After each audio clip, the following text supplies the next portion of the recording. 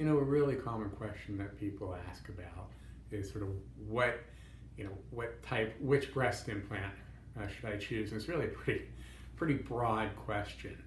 And of course, it's the question that we deal with all the time in clinics. So I just want to sort of break it down into how I approach it with the patient, right?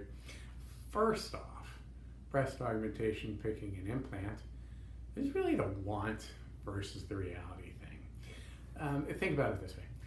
If someone comes in, here's an example, someone comes in, and I've had patients come in and say, I want porn star boobs, I want really round, push-up bra look, right? But they maybe have more fat, heavier breast, thicker muscle. How, a natural, larger looking breast, how are you going to get the roundness with the round implant? It's covered by so much. On the other hand, if you have someone who's super thin, right, and they want a larger implant, but they want that to look more natural, well, it's going to look more like an implant because there's nothing covering it, right? So there's that amount of what you want versus the reality, because what the breast is afterwards is a combination of the implant and, your breast. And so there's that part of it that we have to take into account when choosing an implant. Because when we're getting down to it, I guess there's two things that we're making decisions about. One is about the dimensions of the implant, and that's sort of where I just was, and then the material. So as far as dimensions, everybody says, what size should I pick? What cup size is this? Most people want a full C, and people mean all kinds of different things by that. So oftentimes I do like people to show me pictures, right? And we have people try on implants. We have computer simulation. We have various different ways. And I've checked them all against each other. They're very, very, very similar. But what I'm interested in doing while they figure out what size is, I want it to fit correctly, right? I want to get the width of the implant right so it looks like it's their breast. Not wider than their breast, because then you can't put it in the breast, right? Not too narrow. You don't want it to look like here's the breast and here's a mass in it, right? And if the skin's really tight and you want a really big implant, now where am I going to put that? On the other hand, if someone has really loose skin, say after a whole lot of weight loss, or get really engorged during pregnancy and then lose a lot of weight, and have a dilution of the breast, you kind of need an implant, at least of a certain size, to refill the empty bag.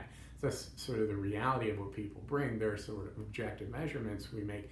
I'm trying to make sure we're doing something, prudent, something wise that will work, and the patient's trying to figure out what size they want.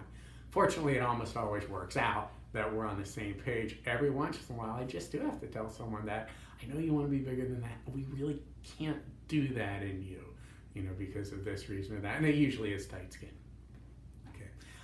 That's really the important part of planning. People do get really worked up about, saline versus silicone. And I've done another blog on that. I've done another video on that. Also, people get, really concerned with the saline versus silicone issue. We talked about this in a previous video, and I wrote a blog on this that you can read. The saline versus silicone, if you don't have a lot of breast tissue fat to cover it, you will feel the saline more than you feel the silicone usually, less important in some other patients. The other difference is, saline may have a higher leak rate, but it also has a lower capsular contracture rate.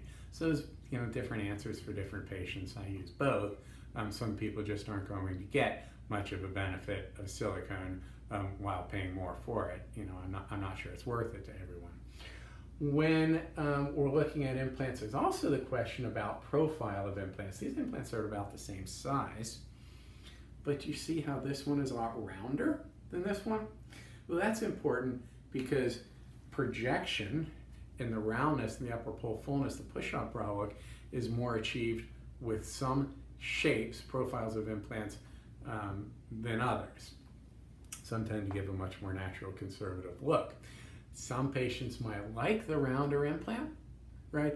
but they just don't have enough room to stretch it that far. So again, some limitations based on the patient's soft tissue. But it's nice, like I said, I like to see pictures to get an idea of what someone's goals are, and then we can talk about whether that's realistic.